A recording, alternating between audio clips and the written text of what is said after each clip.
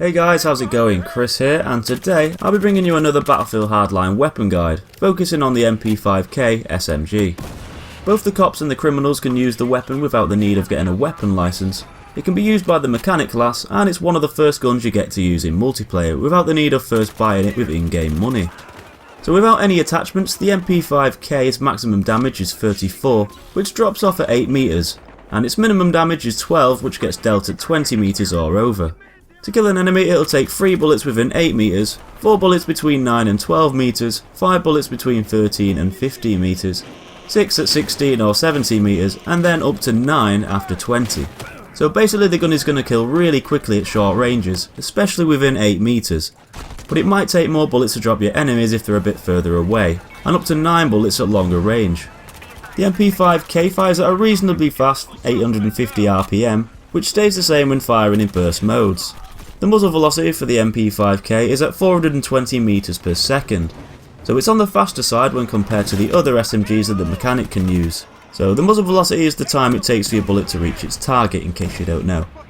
Now the MP5K has an upwards recoil pattern of 0.2 with a left movement of 0.2 and a right movement of 0.4, so the gun is mainly going to drift right when firing. There shouldn't be too much vertical recoil, so it should be quite easy to control, though the rightwards drifting might put your shots off target. The recoil isn't too strong, but because it drifts sideways it might be best positioning your aim slightly to the left of your enemy if you can, just so the gun naturally moves over your target when you fire. The MP5K has a first shot multiplier of 2.6, so it's actually the highest of all the mechanic's weapons, meaning it'll kick a bit more than all the other guns when you start to fire. So the gun only has 21 bullets in its magazine, and you start each spawn with 147 bullets. The reload time on empty mags is about 3.3 seconds, and it's slightly shorter at 2.3 seconds with bullets still available in your last clip. So this is quite a long time considering the amount of bullets you have available per magazine. Because it only has 21 bullets and a fairly long reload time, you might need to make sure your shots actually hit, as missing the other player could leave you vulnerable. Because the gun takes quite a few extra bullets to kill at longer ranges, you might only be able to take out a couple of people before you'll need to reload. Make sure you're near to cover at all times just to be on the safe side. So with most of the MP5K's stats out of the way, as for attachments, I'd probably recommend using this stock accessory.